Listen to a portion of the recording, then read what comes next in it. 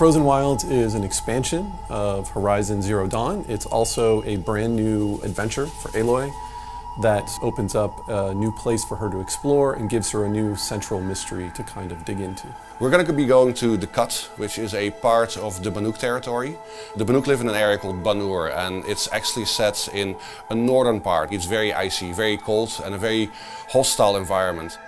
You're going to be going into a region that has been settled by the BANUK. It's not actually their homeland. This is not a place where you're going to find big cities or settlements. You're going to find these kind of scrappy outposts, places where people are trying to find a footing and hold on. Even before we began work on the Frozen Wilds, we'd written dozens of pages about the BANUK. But this was really an opportunity for us to flesh that out so much more, to really focus on them, put them in the spotlight, try to imagine all of these details about their warrior and hunting culture, really dive deeper into their kind of mystical beliefs, and then find ways of having that fuel the drama of the quest that you're going to be taking part in as you explore this region. One of the processes that we use to design our tribes is a process that we call intrinsic ideation. And it's a process where we first of all look at where this thing has come from. Everything has to come from the world. They don't really have any ability to farm.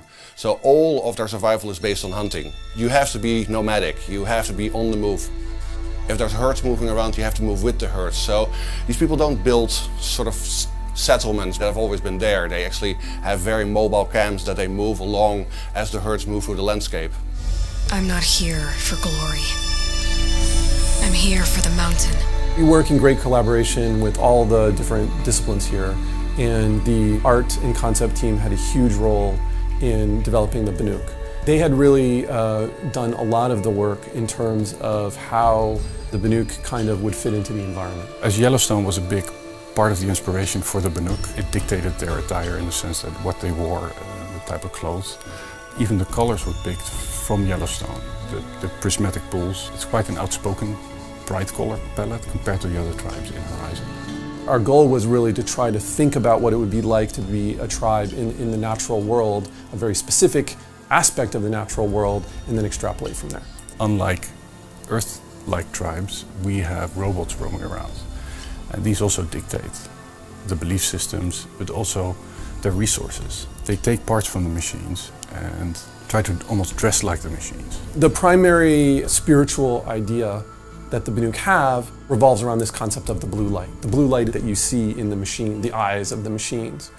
The BANUK believe that the blue light kind of can only exist in the machines, that it in fact struggles to survive within the human heart. The human heart can't contain this kind of ultimate expression of harmony. It is an ideal that they're constantly striving towards.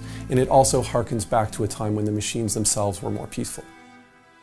We have people here who take a very grounded approach. They really try to think about things in terms of function and what's the truth of the idea rather than just what would look cool. We have a very tight relationship with the writing team.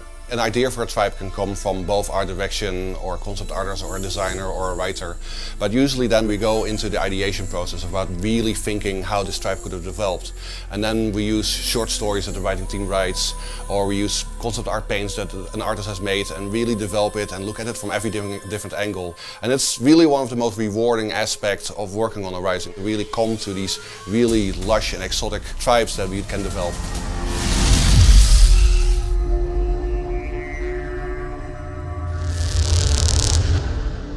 Para vosotros, jugadores.